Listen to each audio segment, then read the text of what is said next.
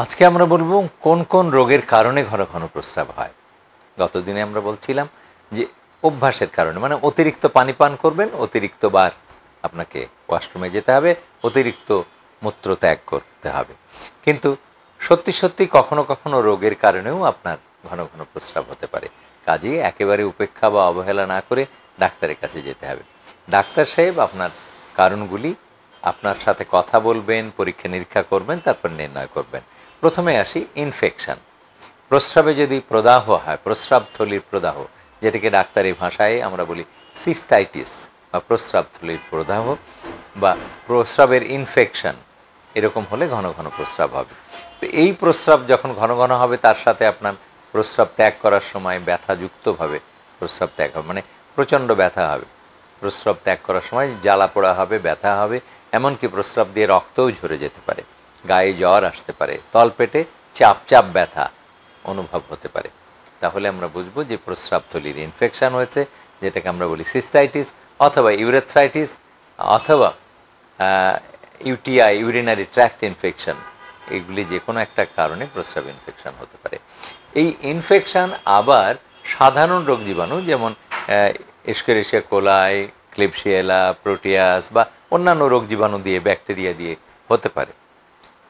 তবে কখনো কখনো যক্ষ্মা রোগের জীবাণু দিয়েও ইনফেকশন হতে পারে, যেটাকে আমরা বলি টিউবারকুলোসিস, বা এই মূত্রথলির বা মূত্রতান্ত্রিক এই সিস্টেমের, জেনিটো ইউরিনারি সিস্টেমের মধ্যেও টিবি হতে পারে। টিবি আসলে আপনার সারা শরীরের যে কোনো অঙ্গে হতে পারে।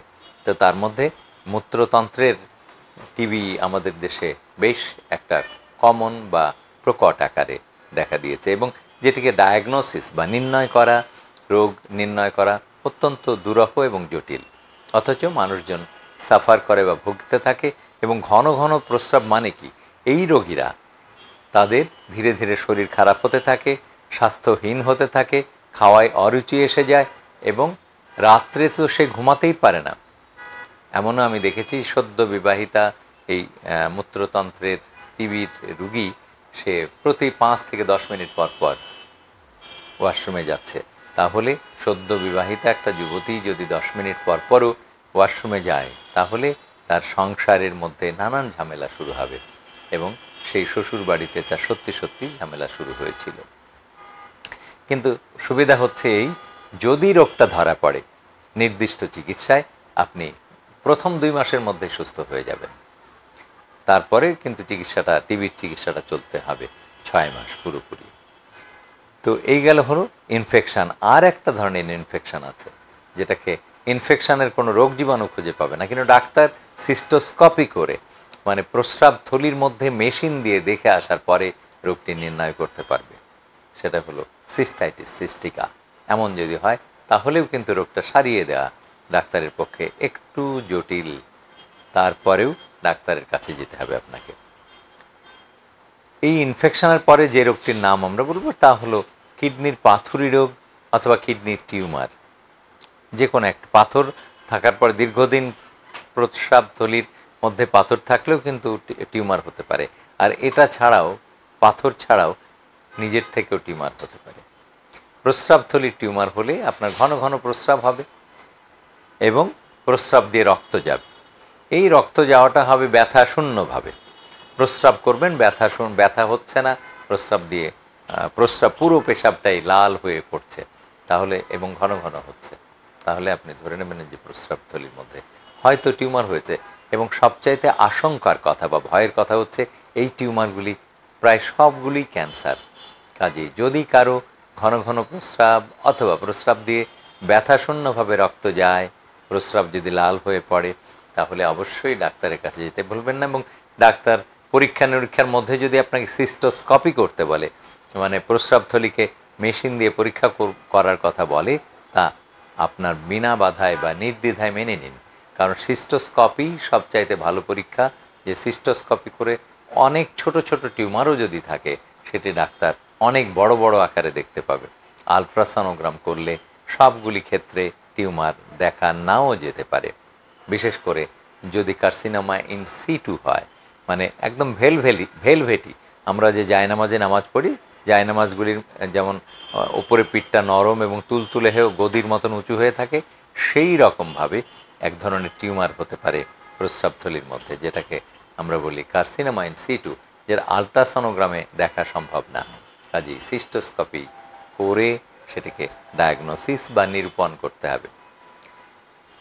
এরপরে যেটা আসছে যে প্রস্রাবথলির মধ্যে আরও কিছু রোগ এবং প্রস্রাবথলির আশেপাশের কিছু রোগ, বিশেষ করে মহিলা রোগীদের ক্ষেত্রে, যেটাকে আমরা বলি পেলভিক ইনফ্লামেটরি ডিজিজ বা পেলভিক পেইন সিনড্রোম, এরকম নানান রকম আছে। যেমন ধরেন আপনার টিউবে বা জরায়ু মুখে অথবা জরায়ুতে কোনো রোগ হয়েছে, তাহলেও তার সিমটমস হিসেবে ঘন ঘন প্রস্রাব ত্যাগ করতে হবে।